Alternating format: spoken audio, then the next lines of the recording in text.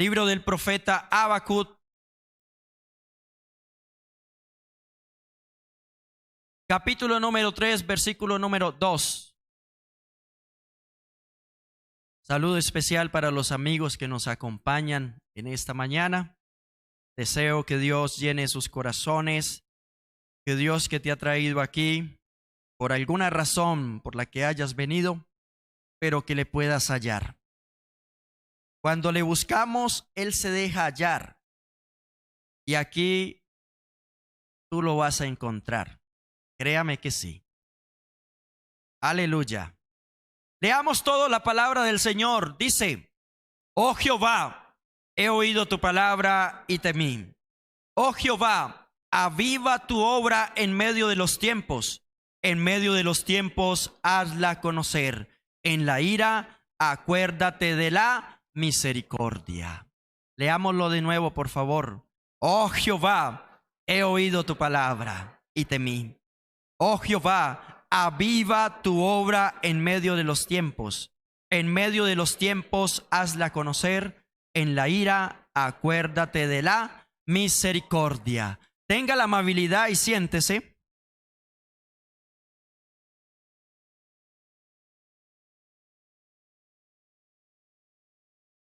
Hoy quiero meditar bajo el tema la convicción y el avivamiento en el cristiano. La convicción y el avivamiento en el cristiano. Y como de manera introductoria, quiero hacer mención de un movimiento místico y religioso que ha surgido a partir de unos años atrás. Ese movimiento tiene por nombre el neopentecostalismo. Repito, el neopentecostalismo. ¿A qué queremos llegar o a qué nos queremos referir cuando hablamos de este neopentecostalismo? Realmente, como ya lo mencioné, es un movimiento, pero que este movimiento empezó sus primeros nacimientos, podríamos decir, en los años 50 y 60. Y estoy hablando de 1950 a 1960. Y se fue consolidando al pasar del tiempo en los años 80 y 90. ¿Qué ha introducido en la doctrina verdadera?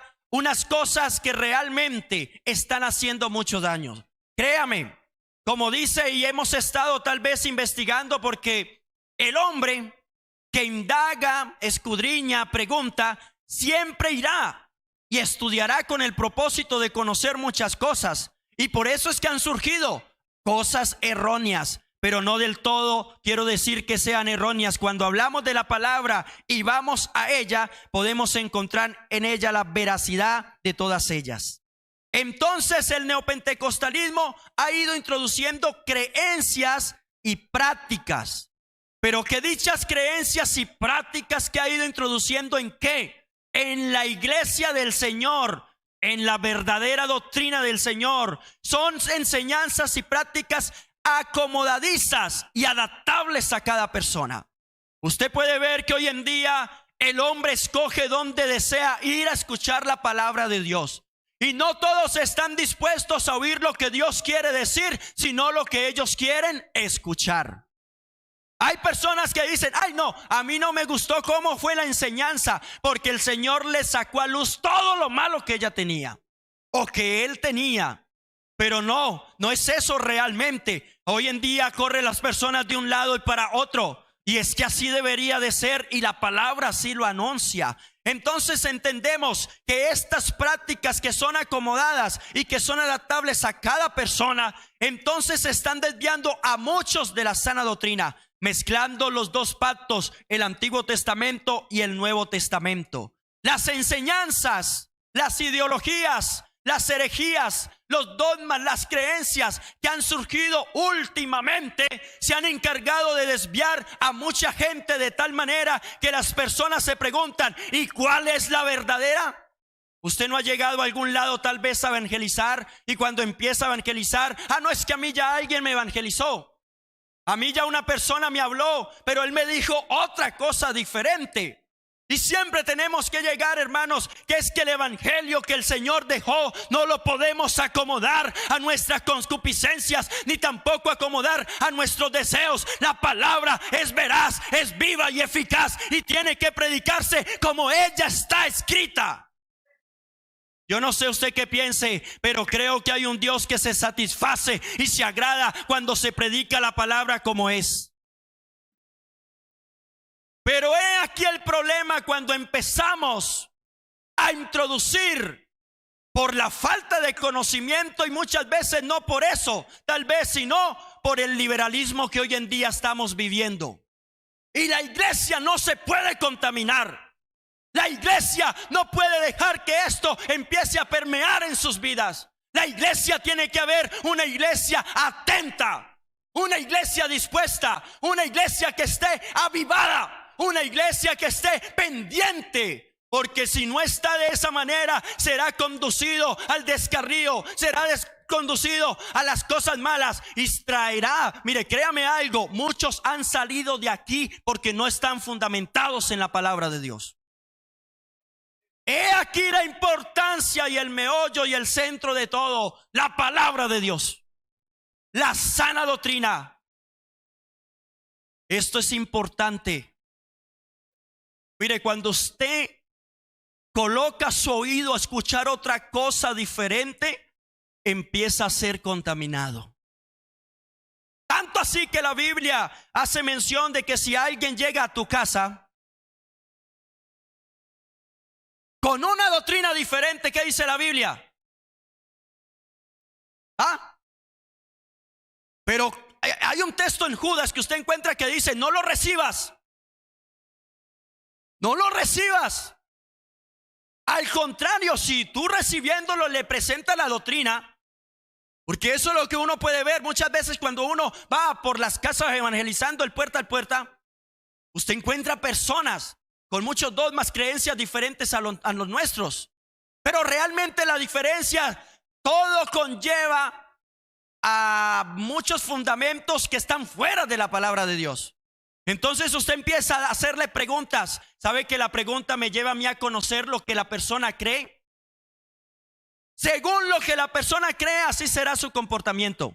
Si para alguien algo que es malo, para él no le es malo, él hace lo que es malo. ¿Sí me estoy dando a entender? ¿Sí? ¿Qué quiero decir? Nosotros en un tiempo no pensábamos que como nos conducíamos en el mundo estábamos haciendo mal. Pero cuando el Señor vino a nuestra vida y la palabra empezó a ser predicada y nosotros empezamos a oírla con fe, porque la palabra debe de escucharse acompañada de la fe, y la fe en la palabra de Dios se traduce en creencia y la creencia se traduce en obediencia. Así es. Aquí no es decir, no es que yo creo en Dios, no, aquí es usted que cree de Dios realmente, o si crea la palabra de Dios. Hay muchos que dicen conocer a Dios, pero usted cuando les pregunta ¿qué conoce usted de Dios? No van a poder decir nada, porque no hay un conocimiento de Dios. Cada vez que conozco de este Dios maravilloso, yo me fundamento y mi credibilidad crece. Por eso la fe no aumenta en cada uno de nosotros por el orar. La fe no aumenta en cada uno de nosotros por el ayunar. La fe no crece en cada uno de nosotros por las experiencias que vivamos. Ni podemos hacer de una experiencia una doctrina. Eso es falso. Gracias a Dios por las experiencias que vivimos. Gracias a Dios porque en dado momento podemos de que Dios haga una obra especial en nuestra vida. Pero ¿cuántos han experimentado el poder de Dios obrando en sus vidas y están perdidos en el mundo? ¿Cierto que es así? Entonces no puedo hacer de eso realmente algo fundamental. Pero todo aquel que tiene su fundamento en la palabra de Dios y en Jesucristo permanece en la iglesia, se sostiene pese a la enfermedad, pese a la adversidad, pese a lo que se oponga, permanece en el camino de Dios.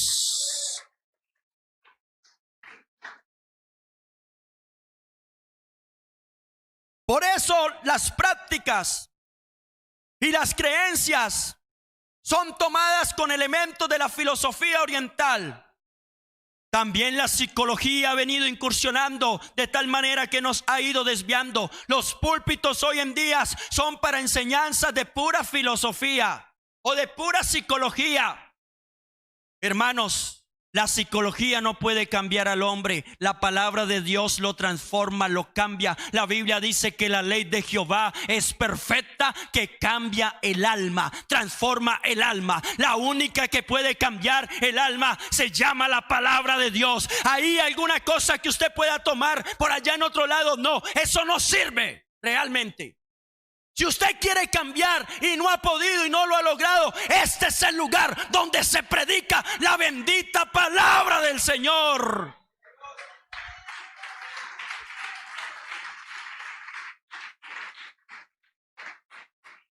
Aún también ha incursionado enseñanzas de la metafísica, del ocultismo, del esoterismo, del fetichismo religioso para reunirnos en una forma de creencia pseudopentecostal. La palabra pseudopentecostal está haciendo mención a todo lo que es falso, lo que no es verdadero, porque nosotros nos identificamos con la palabra pentecostal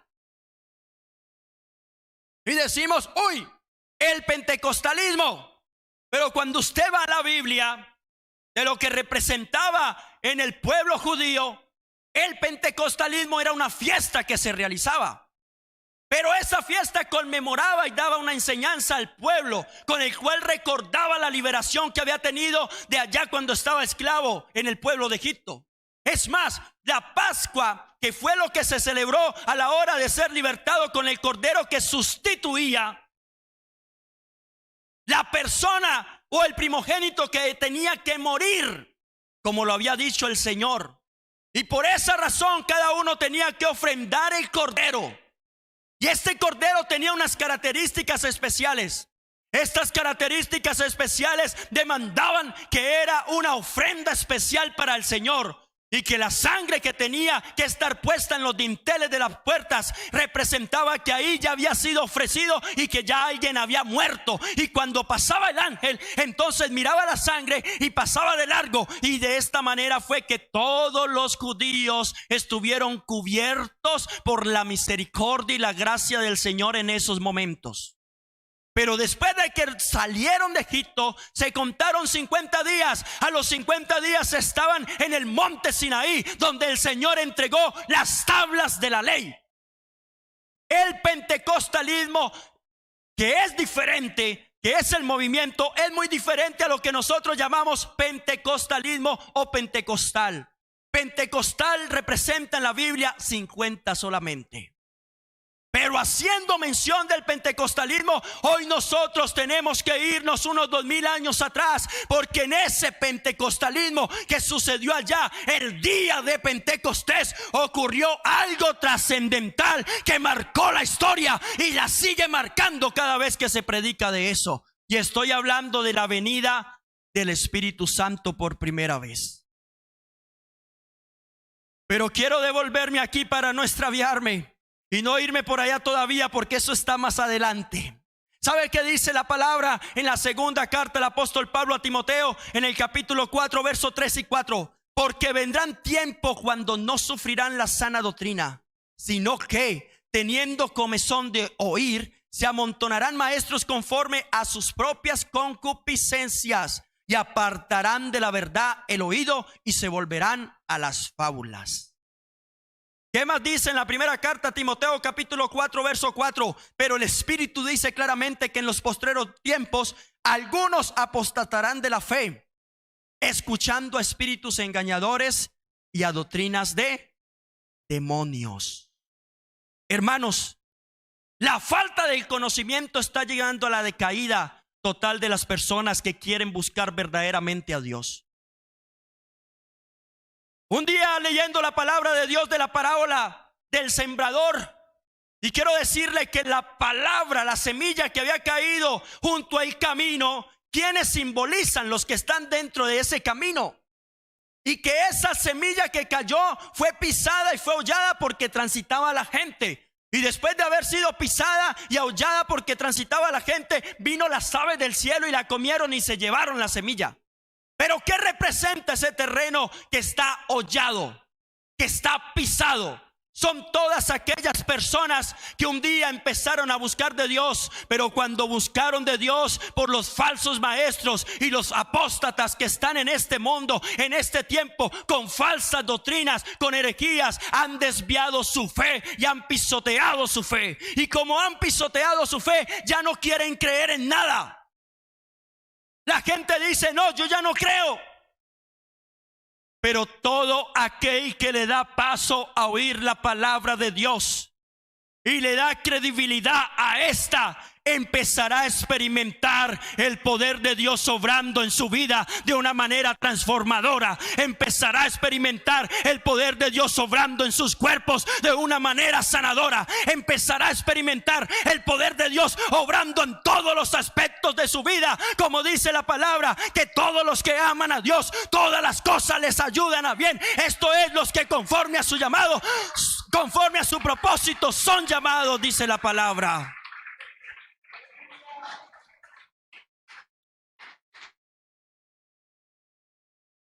Hay una queja de parte del Señor que fue atribuida, aplicada al pueblo de Israel, que encontramos en Oseas capítulo 4 verso 6, la cual dice: mi pueblo fue destruido porque le faltó conocimiento. La falta del conocimiento me lleva a la destrucción. Y de una manera, podríamos decir, dolorosa, a la muerte segunda. Hay muchos que están transitando un camino, pero quiero decirle, el camino que transitas te llevará a la muerte. Y no habrá solución para ello. Porque hay camino que al hombre le parece derecho, pero su fin es camino de muerte, dice la palabra de Dios. Por eso, si hay alguien que deba estar transitando, fíjese cuál es el camino que estás tomando. Si el camino que tú tienes no es Jesús, el cual dijo que Él era el camino, entonces está en otro. Porque si hay un camino que lleva al cielo, se llama Jesús.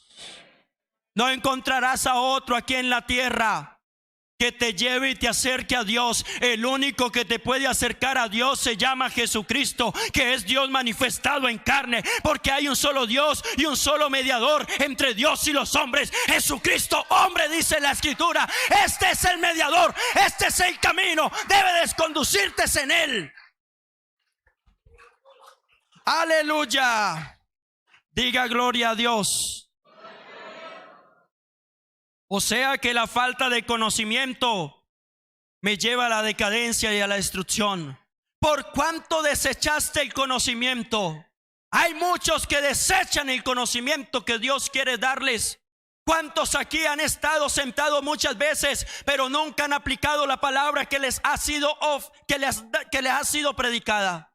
Nunca han aplicado la palabra. Por lo tanto, sus vidas nunca cambiarán. Por lo tanto, sus vidas nunca experimentarán un cambio trascendental en todas sus áreas. Por lo tanto, seguirá siendo el mismo. Y por lo tanto, usted dirá: aquí no se siente nada. Pero cuando tú le permites a Dios de que Él incursione, influencie, dirija y cambie tu destino y tu camino, entonces tu vida cambiará en todos los aspectos desde ese mismo instante. Hermanos, no vivamos engañados, pongamos por obra la palabra, porque cuando guardamos la palabra y la ponemos por obra, entonces son de gran galardón los dichos del Señor. Dijo el salmista: en mi corazón he guardado tus dichos para no pecar contra ti. Cuando guardamos la palabra, hay una influencia poderosa de parte de Dios que te librará, te guardará, te sostendrá y permanecerás en Cristo.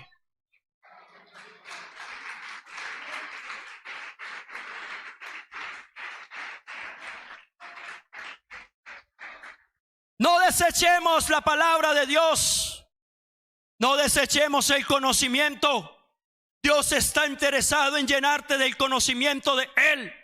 ¿Sabe que en Jeremías, en el capítulo 9, usted puede encontrar cómo Dios hace mención que no se gloríe en sus riquezas el rico, que no se gloríe el valiente en su fuerza? Y y que no se gloríe las personas en todas estas cosas, sino que el que se ha de gloriar, gloríese en el Señor, en conocerlo y entenderlo, que Él es Dios sobre todas las cosas. Gloria al nombre de Jesús. La falta expuesta por este pueblo lo llevó a la decadencia, lo llevó a la destrucción. Por lo tanto, entonces el neopentecostalismo es una expresión religiosa con su propio marco teológico eclesiástico. Todo lo que tenga que ver con la eclesiología, que es la ciencia que estudia la iglesia del Señor, que resignifica su cuerpo doctrinal. ¿En qué está fundamentado el cuerpo doctrinal del neopentecostalismo? Vamos a ver en qué se encuentra: acomodándose a la demanda de la sociedad actual. La demanda de la sociedad actual. La teoría de la prosperidad, las enseñanzas de separación personal, la confesión positiva, el culto emocional, el proselitismo, la implantación de megas iglesias, el liderazgo carismático, el ministerio apostólico y profético, la sanidad divina, el impulso del pastorado femenino y la incursión en la política. ¿O no es eso lo que estamos viendo? ¿Cierto? Que están interesados en otras áreas menos en la salvación. Y el evangelio no es para estas áreas, hermano. El evangelio trae bendición para esta vida, como lo dice la palabra de Dios, porque el ejercicio corporal para poco aprovecha, pero la piedad, dice la Biblia, que aprovecha para mucho, porque tiene bendición y promesas para esta vida y también para la venidera. Eso quiere decir que el evangelio impacta nuestras vidas aquí, pero trasciende mucho más allá de la muerte. Mucho más allá de la muerte. Eso tenemos que tenerlo claro. Por eso el apóstol Pablo se paró delante de unos hombres y dijo: yo no me avergüenzo del evangelio. No me avergüenzo para nada. Porque es el poder, es el poder, es el poder, es el poder ¿de quién? De Dios, de Dios, de Dios. ¿Para qué? Para salvación. Si hay alguien que se quiera salvar, este es el lugar adecuado y preciso.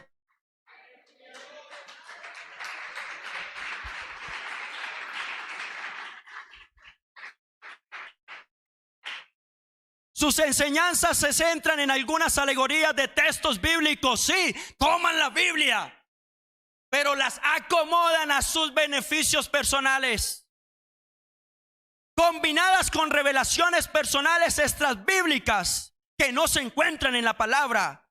El mensaje está plasmado de optimismo y esperanza, con desafío de alcanzar metas y sueños. De eso vemos: tú puedes. Y le meten el positivismo por aquí y por allá.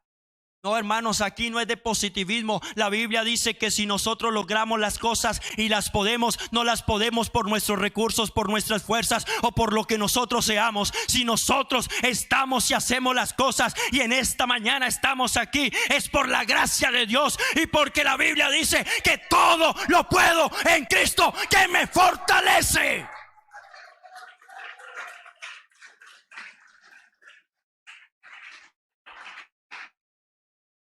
¿Sabe qué me llamó la atención?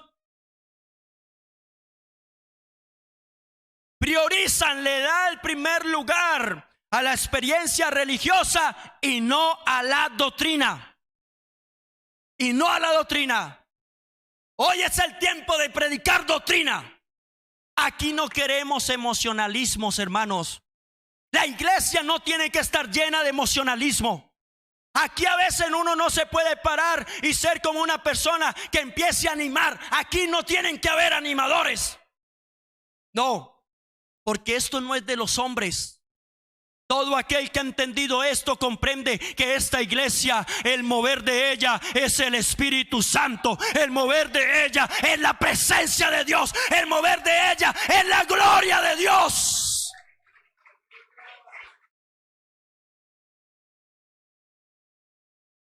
¿Sabe qué dice también?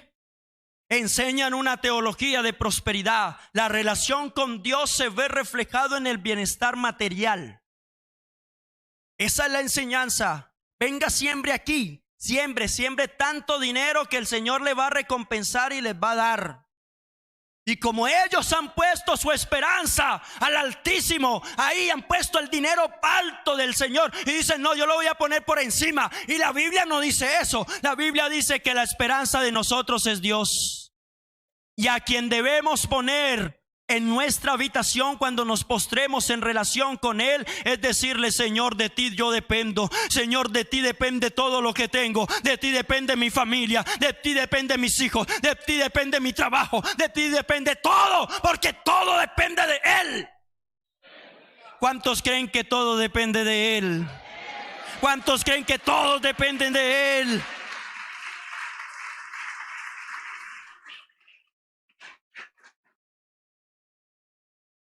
Los mercaderes de la fe los tenemos por todos lados. Mercaderes de la fe, jugando con la fe de las personas. Practican financieramente, empresarialmente, basada en la teología de la prosperidad. Apóstoles modernos, lucrándose, hermano, lucrándose a costillas de las personas que son engañadas. Aquí nosotros no nos lucramos. Aquí todo es para la obra de Dios. Aquí lo que se predica es la palabra y el plan financiero de un Dios que es ordenado y sustenta su obra. Es verdad, el Señor sustenta su obra y es un Dios organizado. Así como toda persona o toda organización que está puesta aquí en la tierra y tiene su plan o su presupuesto para ejecutar, la iglesia también es organizada. Pero el plan financiero no es de los hombres, ni salió del corazón de hombres, sino que fue del pensamiento de Dios. Y el pensamiento de Dios sí es próspero.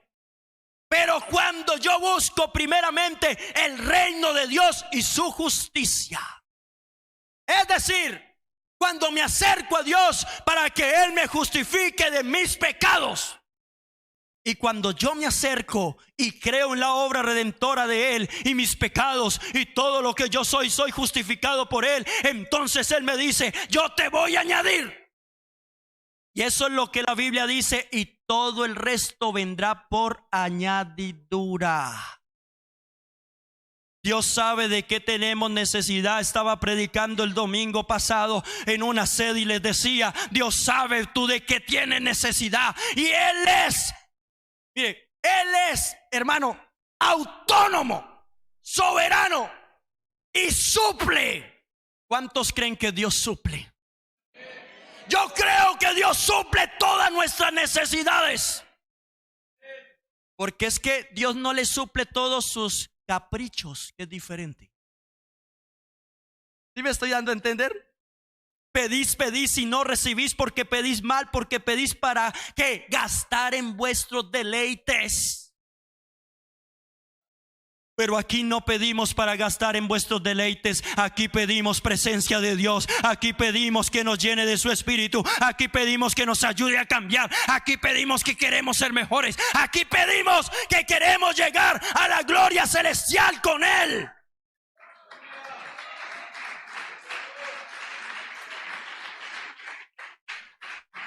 ¿Sabe que algo que también me llamó la atención fue el poder del pensamiento? La ley de la atracción. Uy, y hay gente declarando y declarando cosas. No, hermanos, tu vida y mi vida están en las manos de Dios. ¿Cuántos creen que estamos en las manos de Dios? ¿Sí? Y si estamos en las manos de Dios, ¿cómo estamos? Estamos bien, porque pueblo suyo somos y ovejas de su prado. Y si somos ovejas de su prado, entonces se cumple en nuestra vida el Salmo 23. Jehová es mi pastor y nada me faltará. Dígalo conmigo: Jehová es mi pastor y nada me faltará. Dígalo conmigo: Jehová es mi pastor y nada me faltará. Este no es un versículo de cajón. Esto no es un versículo de cajón. Esto es un versículo que me llena de convicción que tengo un Dios que todo lo puede. Aleluya. Aleluya. Lo atraemos todo con el pensamiento, hermanos. Un Dios atado a la fe. Eso predican ellos. Si tú lo crees, Dios lo hace. No. Tenemos a un Dios soberano que el hombre no lo manda. No. La Biblia, escuchaba hace unos días, y la gente también se refugia en cosas que no debe de hacerlo a veces. Todo el tiempo de Dios es perfecto. Pero hermano, usted ese texto no lo encuentra en la Biblia. En ningún lugar usted encuentra ese texto. Y le dije a alguien, en cuanto a la salvación, no. La Biblia dice que el día aceptable. Ay, yo voy a dejar para después, y prolongan, posponen la oportunidad que Dios le ha dado de venir a Él y gozar de sus bendiciones y sus beneficios.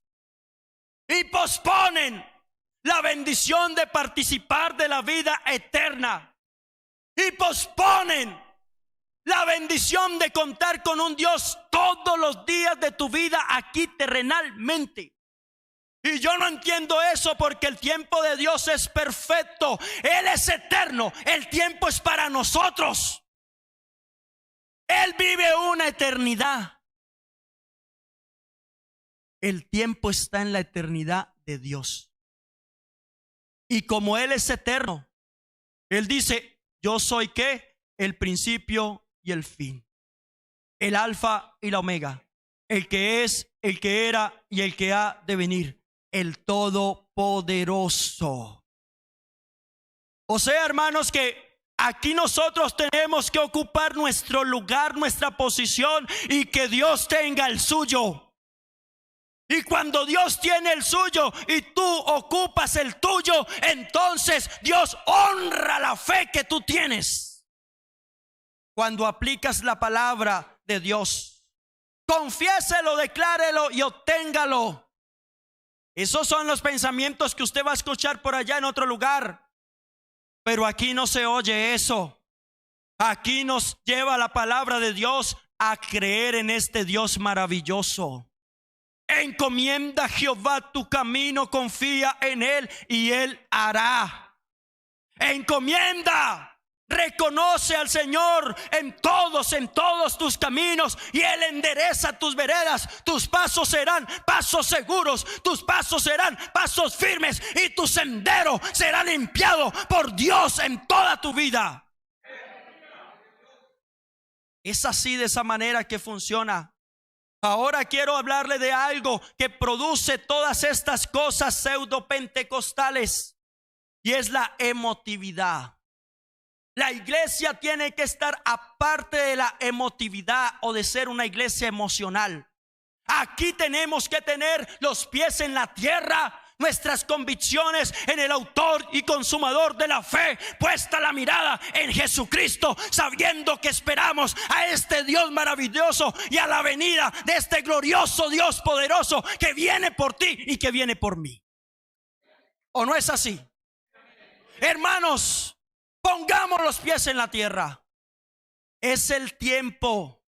El enemigo no está jugando, el enemigo no está mirando a ver qué hace. La Biblia dice que él está como león rugiente mirando a quien quiere devorar. Y tú y yo nos vamos a ser los que van a devorar. Tú y yo somos los que vamos a estar refugiados en la presencia de Dios, guardados por el poder de Dios. Aquí necesitamos estar metidos bajo la sombra del Omnipotente.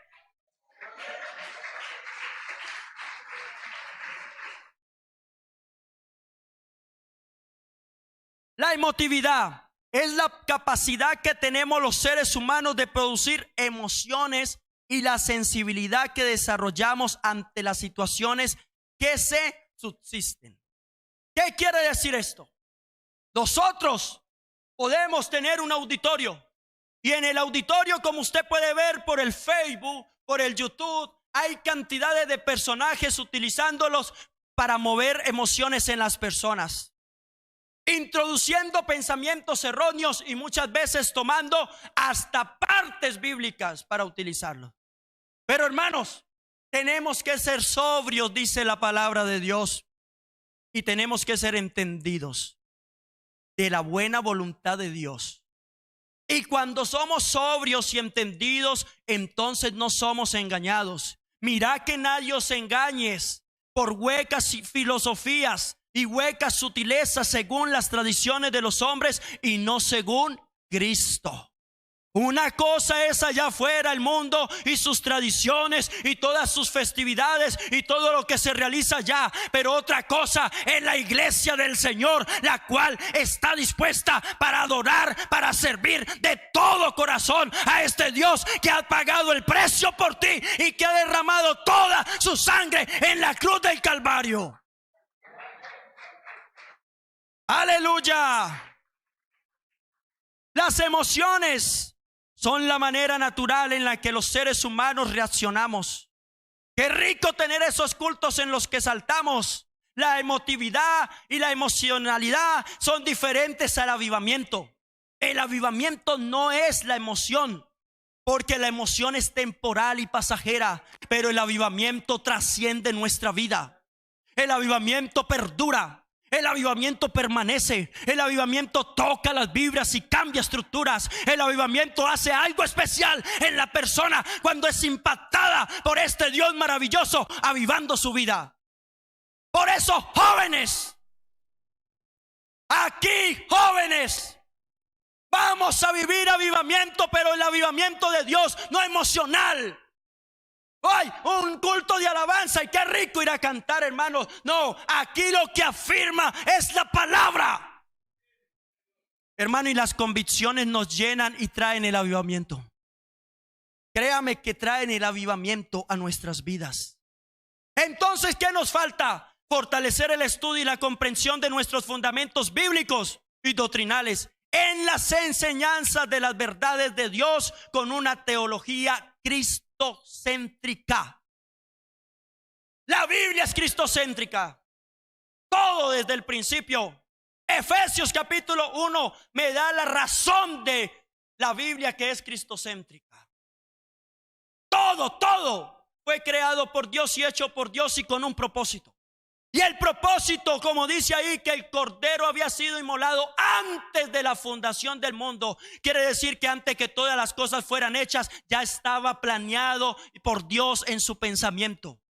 Ya estaba estructurado de esa manera, dándole el Señor la prioridad de cómo iba a destruir el pecado que se había originado allá en los cielos con ese hombre que se desvió, porque nació envidia y hubo un sentimiento diferente al que debía de haber, porque Dios ni los ángeles le puso obligación para hacer las cosas. Dios no impone. A todos nos ha dado la capacidad y el libre albedrío para escoger y tomar decisiones, sean buenas o sean malas. Y estas decisiones acarrean para nuestra vida bendiciones, beneficios y alegrías en ese caso. Pero si no, puede traer tristeza, dolor y muchas cosas negativas. Pero ¿quién toma la decisión? Nosotros. Y Dios puso este plan y organizó todo antes de la fundación del mundo con el deseo y el propósito de acabar con el pecado que estaba matando al hombre, porque la paga del pecado es la muerte, mas la dádiva de Dios, el regalo de Dios, el plan de Dios es vida, es vida, es vida en el Señor. Mire, gloria a Dios por eso. Gloria a Dios por eso. Porque tú y yo disfrutamos de la vida por eso. Si ese aplauso es para el Señor, déselo con ganas.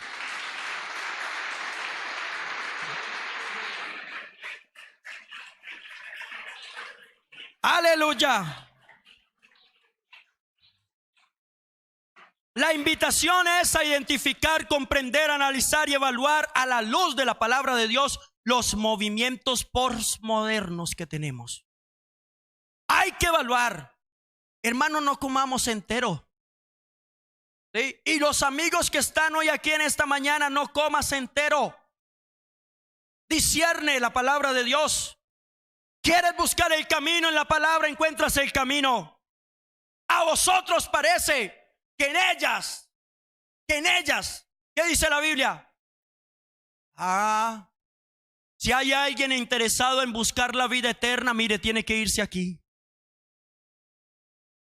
Porque es que la gente está mal direccionada, están buscando cosas terrenales, pasajeras, impermanentes y efímeras. Pero si hay alguien interesado en esta mañana en buscar las cosas eternas que permanecen incorruptibles, incontaminadas y que perduran, está en el lugar indicado. Porque aquí está el que dijo: el que cree en mí, aunque esté muerto, vivirá. Y aunque viva y muera, no morirá eternamente. ¿Sabe que eso hace parte de nuestras convicciones? Creer que no voy a morir, que la muerte para nosotros no existe. Eso es así. Para el que está allá afuera, para ellos sí existe la muerte y les da temor, porque la muerte los ha esclavizado. Pero con nosotros no es así, porque si hay alguien que nos libró del temor de la muerte, eso fue este Dios maravilloso, el cual venció a la muerte con su muerte y trajo la vida, y vida en abundancia, y hoy participamos de la vida. Aleluya, aleluya. ¿Sabe qué dice la palabra de Dios? Haciendo mención: por cuanto no te avergüences de dar testimonio de nuestro Señor, de quien Jesús, ni de mí preso suyo, está hablando Pablo a Timoteo, sino participa de las aflicciones por el evangelio según el poder de Dios, quien nos salvó y llamó con llamamiento santo. Ahora dice cómo: no conforme a nuestras obras, sino según el propósito suyo y la gracia que nos fue dada en Cristo. En Cristo Jesús. ¿Cuándo? Antes de los tiempos de los siglos. Mire lo que está diciendo la Biblia. Antes. La gracia estaba dada de parte de Dios antes de la fundación del mundo. Usted puede unir este versículo con el que le leí desde antes de fundación del mundo en Efesios capítulo 1 y queda total, porque así lo especifica la palabra. Pero ahora ha sido. ¿Por qué dice ha sido? Porque ya pasó. Ha sido que manifestada que la gracia, que es el regalo inmerecido. Nosotros no merecíamos salvación, pero Dios, que es rico en misericordia, con el gran amor con que nos amó, nos salvó. Tú y yo no merecíamos nada, absolutamente nada. Porque Dios muestra su amor para con el hombre, en que siendo un pecador, si hay alguien que tiene que reconocer que es un pecador para recibir la vida, hermano, es la única manera que nosotros reconozcamos que somos pecadores y que necesitamos ser justificados por este Dios maravilloso. Así recibimos la vida de parte de Dios. Pero ahora ha sido manifestada por la aparición de nuestro Salvador Jesucristo, el cual quitó la muerte y sacó a la luz la inmortalidad por el evangelio. El evangelio da vida y da inmortalidad. Y si es inmortalidad, quiere decir que esto mortal se vestirá ¿qué? De inmortalidad. Por lo tanto, en nosotros la muerte no tiene vigencia, no tiene poder y no existe. Aleluya. Alguien que dé una alabanza al Señor. Gloria al nombre de Jesús. ¿Qué son las convicciones? Escúcheme bien, por favor. Seguridad que tiene una persona de la verdad o certeza de lo que piensa o siente. Segundo, acción de convencer. ¿Sabe que me gustó esta definición, que aunque corta, muy convincente? Acción de convencer. Y cuando hablamos de la acción de convencer, aquí los hombres no convencen a nadie. Aquí quien convence se llama Jesús. El Espíritu Santo que obra en estos tiempos y que se ha manifestado en su poder. Él es el que convence nuestras vidas. Por eso cuando usted lee en San Juan capítulo 16, hace mención de la obra del Espíritu Santo. Y la obra del Espíritu Santo me dice que Él ha venido para convencer al mundo de pecado, de justicia y de juicio. O sea, que estas convicciones parten primero de lo que Dios hace en nuestra vida, de tal manera que nos convence, y por esa razón estamos aquí en esta mañana. Por las convicciones. La convicción es el convencimiento que se tiene sobre algo. Déjeme decirle una cosa. Avivamiento se deriva de la palabra avivar. En muchos casos la palabra avivar, hebreo hayat, y del griego anasao, significa literalmente volver a la vida desde entre los muertos. Volver a la vida desde entre los muertos. Y yo quiero hacer aquí algo, un paréntesis. En el principio, cuando Dios creó al hombre, ¿y en qué quiero fundamentar el pensamiento que les voy a comentar? Porque es que la gente dice que no necesita, que no es indispensable el Espíritu Santo en sus vidas. Y déjeme decirle algo, que eso es falso. Eso es algo que ha venido permeando la mente de muchos jóvenes cristianos, de muchas personas que están débiles en la fe o que son niños fluctuantes. Pero hermano, déjeme decirle que la palabra de Dios no menciona eso. La palabra de Dios muestra la indispensabilidad del Espíritu Santo en la vida del hombre. En el principio Dios crea al hombre, lo forma del polvo de la tierra, pero este hombre es un hombre que es inanimado, no tiene vida, está quieto, no hay movimiento, no hay dinamismo, no hace nada, porque está ahí puesto, está sin vida. Pero en el momento en el que el Señor sopla, ¿qué dice la Biblia? ¿Qué sopla? Aliento. Cuando usted habla del aliento de vida, tiene que irse a la ciencia que estudia el espíritu, que es la neumatología. En el griego es neuma y en el hebreo es ruach, que quiere decir espíritu o aliento de Dios o espíritu en movimiento. ¿Y esto qué representa? Que en el momento en que el Espíritu de Dios, el Espíritu de vida, tocó al hombre, entonces este se avivó de una vez. Hubo movimiento en él, hubo vida. Ahora lo voy a aplicar en el tiempo de hoy. ¿Sabe qué me dice la palabra de Dios haciendo referencia a esa parte tan especial? Porque es que esto representa volver a vivir. San Juan capítulo 5 verso 25 al 29 me dice: de cierto os digo, viene la hora, y ahora es, cuando los muertos oirán la voz del Hijo de Dios, y los que oyeren vivirán. Esto quiere decir que el mundo se encontraba gobernado o habitado por puros muertos, como dice la palabra en Efesios capítulo 2, que estábamos en otro tiempo muertos en nuestros delitos y nuestros pecados. Pero en el momento en el que Dios trajo la voz divina, en el que Dios trajo su voz maravillosa y empezó a entrar en nuestra vida, entonces empezamos a oír la palabra de Dios, y oyendo la palabra de Dios, Él nos dio vida. La Biblia dice que la carne para nada aprovecha, el Espíritu es el que da vida. Las palabras que yo os he hablado son espíritu y son vida. La palabra de Dios es la vida efectuada en cada uno de nosotros cuando la recibimos. Eso es la palabra de Dios. Pero ¿sabe qué me llama la atención? Lo que dice en la primera carta de Corintios capítulo 12 verso 13.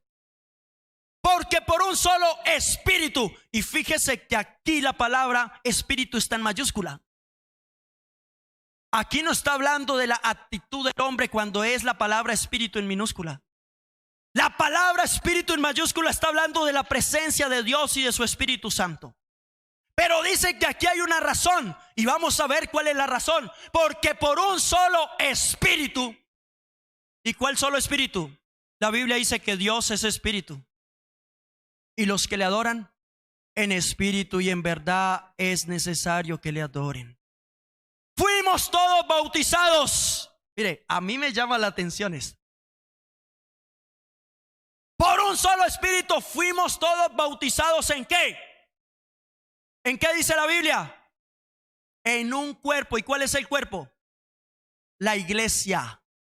La iglesia es el cuerpo de Cristo. ¿Sí? Una cosa es hablar del ente físico, organizacional. Como Iglesia Pentecostal Unida de Colombia, no todos los que están dentro del registro de la Iglesia Unida de Colombia, Pentecostal Unida de Colombia, van a ser salvos, sino todo aquel que ponga por obra la palabra de Dios. Aquí tenemos que vivir, hermanos, una vida continua en Dios. Aquí no es porque ustedes sean miembros de la Iglesia Pentecostal Unida de Colombia está salvo. No, eso no es así. Una cosa es pertenecer a un ente terrenal. Sí, que usted lo bautizaron, hicieron la membresía, lo metieron en un sistema y usted hace parte de la Iglesia Pentecostal Unida de Colombia. Pero para usted ser parte del cuerpo de Cristo, tiene que ser lleno del Espíritu Santo. Porque cuando es lleno del Espíritu Santo, entonces Él lo bautiza en un cuerpo.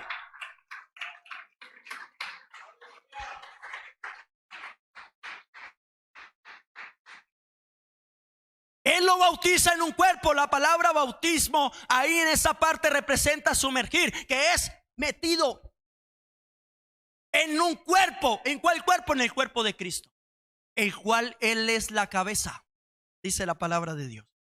Y fíjese la indispensabilidad del Espíritu Santo en nuestra vida. Porque hay tres cosas fundamentales. Uno es el bautismo del Espíritu Santo. Dos, la llenura del Espíritu Santo. Y tres, los dones del Espíritu Santo, que representa o se ven grandes en el movimiento del avivamiento. Eso es especial. Y le voy a decir por qué. Porque es indispensable. Mire, nosotros creemos que no. ¿Por qué es tan importante la convicción? Pero la convicción nos la da la palabra de Dios. Fíjese usted de algo. Juan capítulo 7, verso 36.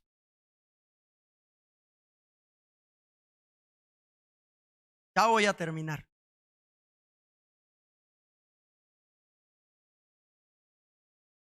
37, 38, perdón. 38 y 39.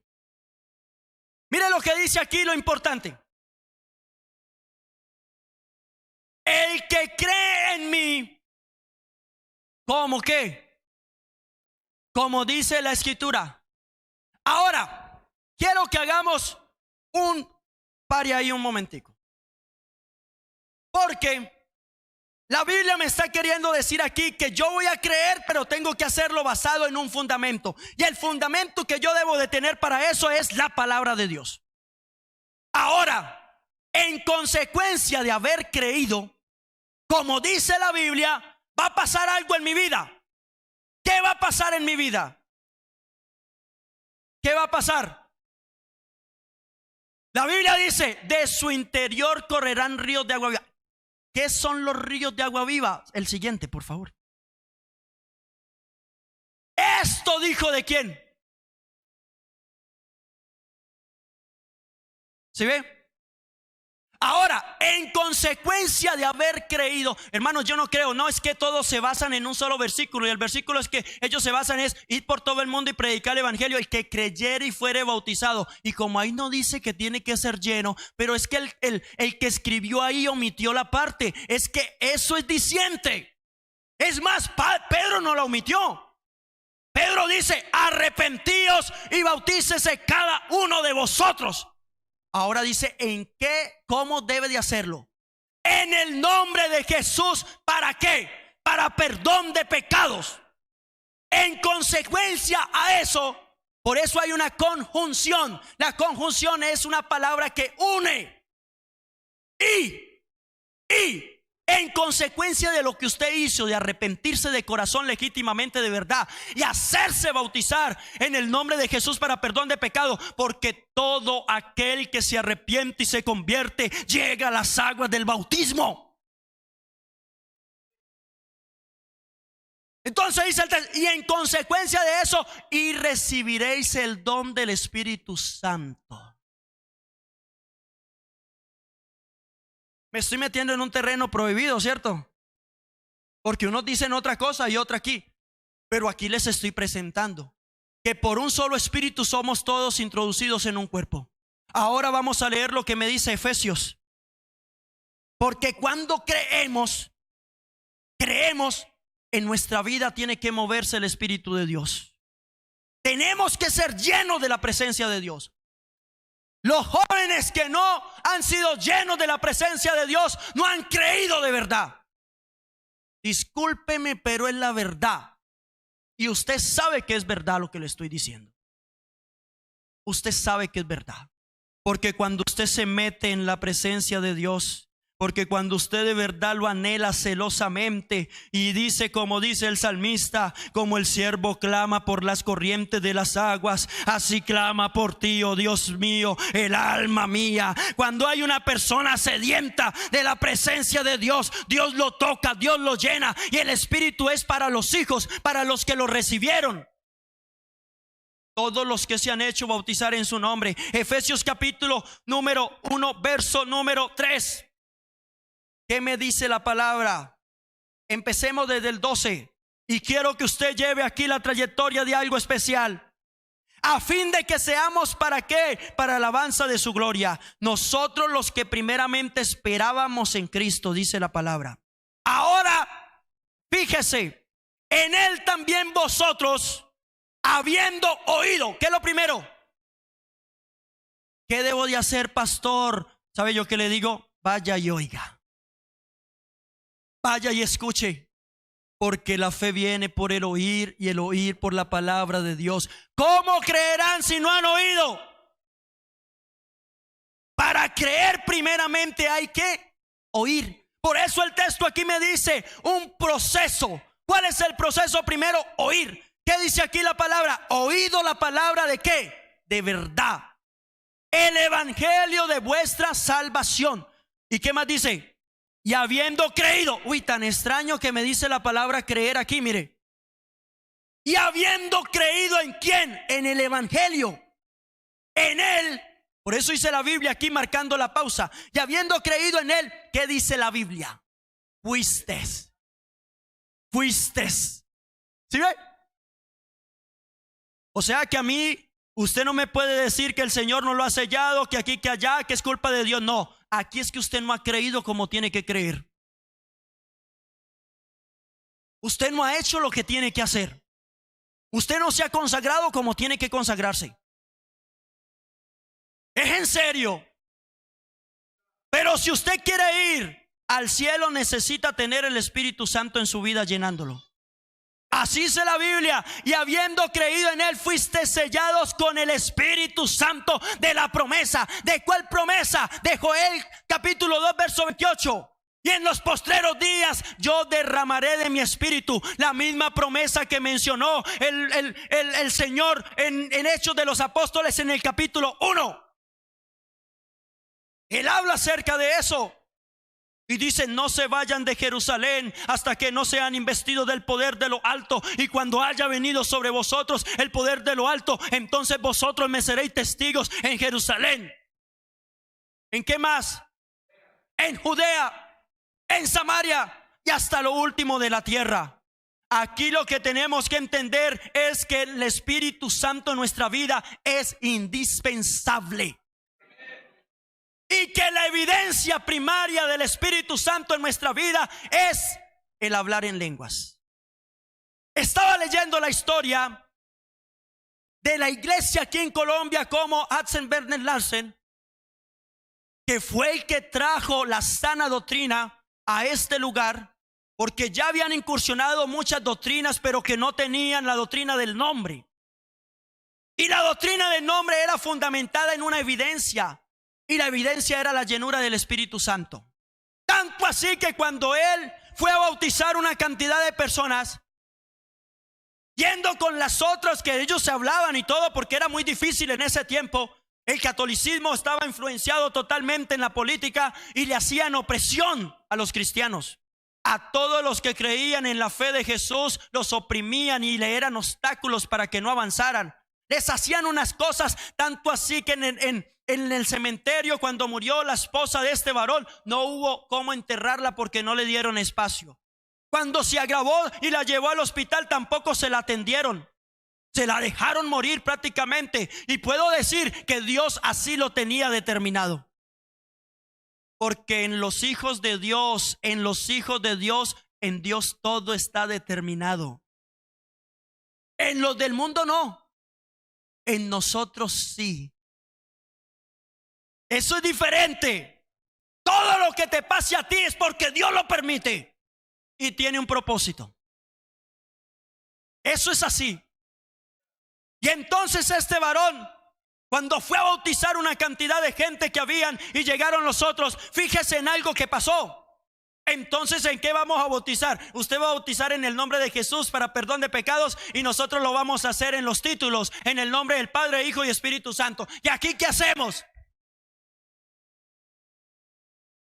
Entonces Dios le dio una revelación a este varón, y la revelación fue: dígale a ese hombre que el bautismo verdadero es que cuando se invoque el bautismo sobre él, si el Señor lo llena con el Espíritu Santo, con la evidencia de hablar en lenguas, ese es el verdadero bautismo.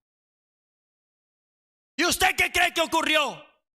Cuando este hombre llegó a las aguas y empezaron a bajar las personas y empezaron a ser bautizadas en el nombre de Jesús para perdón de pecados, hubo una evidencia que fue notoria en sus vidas y en sus bocas, y la evidencia fue el hablar en nuevas lenguas, y las que estaban ahí fueron bautizadas en el nombre de Jesús también, para la gloria de Dios.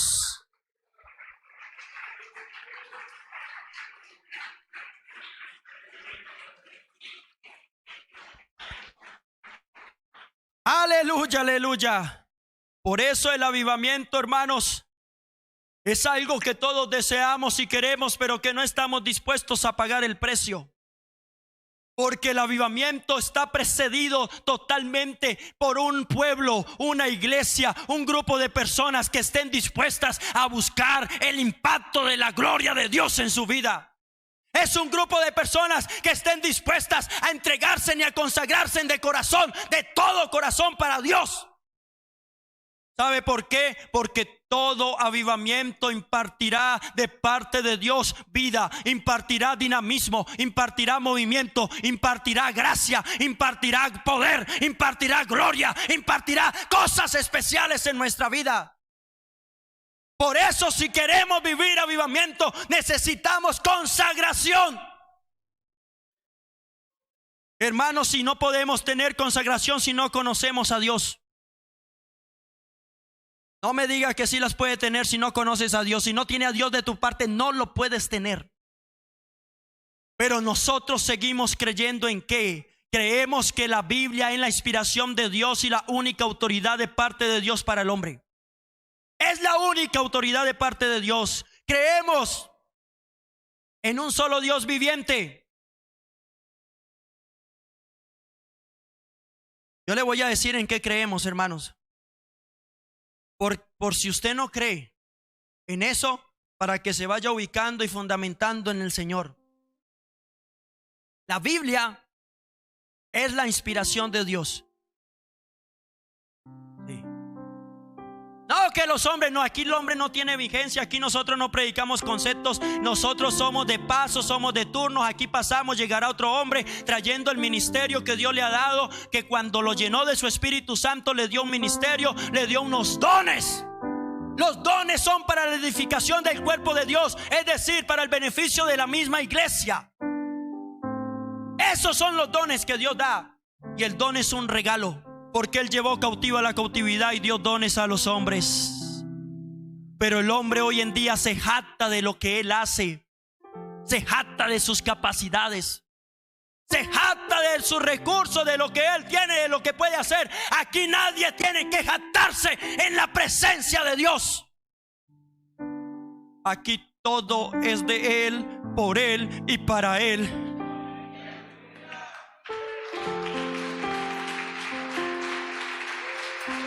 Aleluya.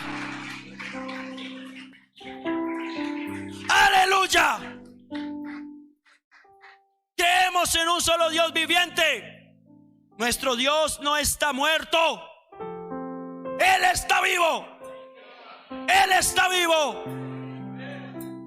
Un Dios eterno, infinito en poder, santo en naturaleza, de atributos y propósitos, y que posee divinidad absoluta e indivisible. Este Dios no se divide. Él no es tres. Aquí no me salga con que son tres. Aquí nuestro Dios es uno, y uno, su nombre se llama Jesús.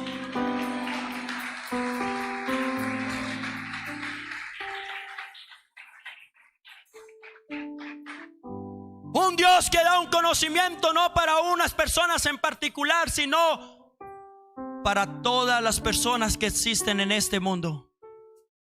Porque el deseo de Dios es que el hombre se arrepienta y que todos vengan al conocimiento de la verdad. Porque Él no murió por unas personas en particular. No, Él murió por toda la humanidad y derramó toda su sangre para que el hombre tenga la oportunidad de salvación en estos tiempos de la gracia de Dios. ¿En qué más creemos? En Jesús como el Hijo de Dios. ¿Cómo? La palabra "cómo" representa comparación. Y la palabra unigénito representa único de su especie. Único de su especie. Porque no hay otro como Jesucristo. Porque Jesucristo es Dios manifestado en carne. Es el Verbo que se hizo carne, que habitó entre nosotros, y que dijo Juan: y vimos su gloria, gloria como la del unigénito del Padre, lleno de gracia y de verdad. En eso seguimos creyendo, que Jesucristo es el verdadero Dios y la vida eterna. ¿Cuántos creen que Jesucristo es el verdadero Dios y la vida eterna? Si hay alguien aquí que crea otra cosa, la Biblia dice que es la vida eterna.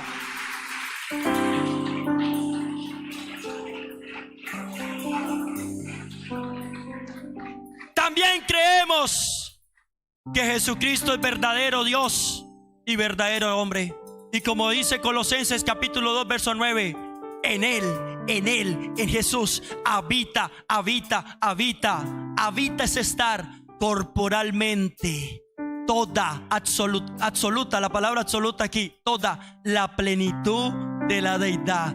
Todo lo que se llama Dios está en Jesús. Por eso creemos que Jesús es el único Dios. ¿Cuál único Dios? El único que existe, porque no hay más. Porque no fue creado Dios antes de mí, dice el Señor, ni lo será después de mí. Eso me fundamenta. Eso me llena de convicción. Aquí no estamos creyendo en filosofías y cuentos pasajeros, humanos, terrenales. No, aquí creemos en lo que Dios nos ha dado en su bendita palabra. ¿En qué más creemos? Creemos que solo hay un nombre para salvación. Dice la Biblia, Hechos de los Apóstoles 4:12, y en ningún otro hay salvación. No la busque por otro lado. La Biblia dice que en ningún, la palabra ningún aquí es universal y es absoluta. En ningún otro hay salvación. ¿Qué más dice la Biblia? Porque no hay otro nombre debajo del cielo dado a los hombres. ¿En qué?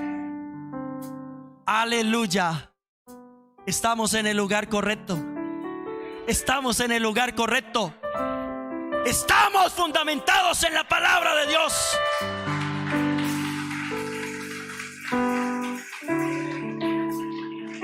Creemos que el hombre fue hecho en una santidad maravillosa y especial, semejante a Dios, pero que se contaminó.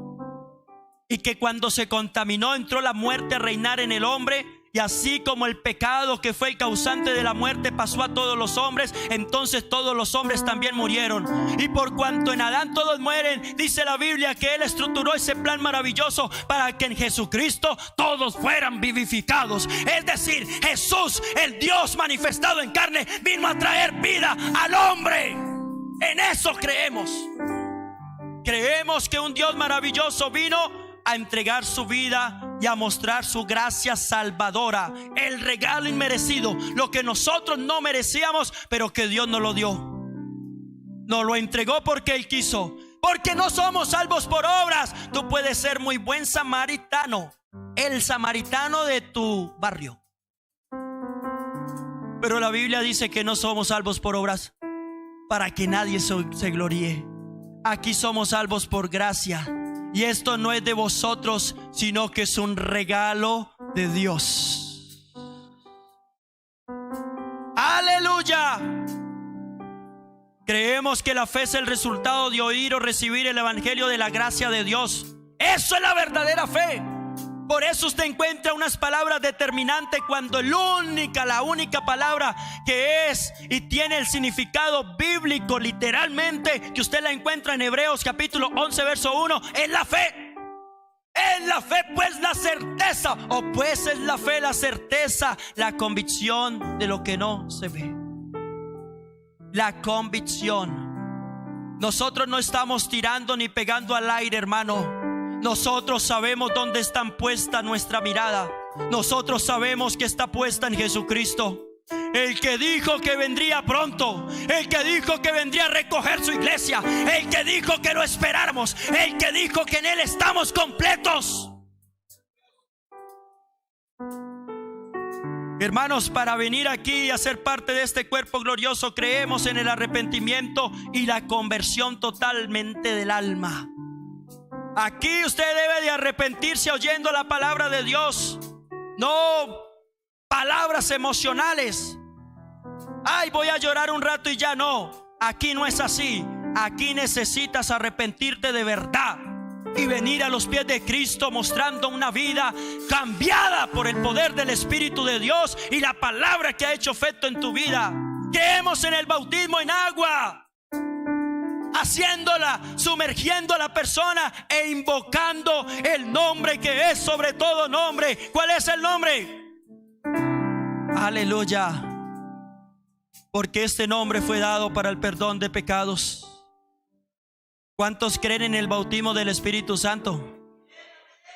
¿Ahora sí cree que es indispensable? Es indispensable. Creemos en el bautismo del Espíritu Santo. Creemos que para llegar al cielo tiene que nacer ¿de qué? De nuevo. Tenemos que nacer de nuevo, porque el que no nace de nuevo no puede ¿qué? Entrar en el reino de Dios. Creemos en los dones espirituales que Dios da ¿para qué? Para el beneficio y la edificación del cuerpo de Cristo. Esto es la iglesia. ¿Cuántos creen en la santidad? Aleluya. ¿Sabe quién dice no, no es necesario? Sí es necesario, porque sin la paz y la santidad nadie puede ver a Dios. ¿Cuántos creen en la sanidad divina? ¿Por qué creemos en la sanidad divina? Porque de Él dependemos. Pero no es que nosotros vengamos para que Él haga un beneficio en nuestra vida. No, creemos en la sanidad divina. ¿Sabe por qué? Porque este Dios es maravilloso y misericordioso con nosotros. ¿Sabe algo? Me atrevo a decir algo en el nombre de Jesús en esta mañana. Dios va a llenar con su presencia a alguien que está aquí en esta mañana. Alguien que no ha hablado en lenguas va a hablar en lenguas por el poder del Espíritu Santo. Alguien que ha venido por primera vez le va a entregar la vida a Jesús. Alguien que esté enfermo y que haya sido desahuciado de los médicos, hoy será sano en el nombre de Jesús. Porque hay sanidad divina, porque este Dios vive y permanece para siempre. Colóquese en sus pies. Colóquese en sus pies, por favor.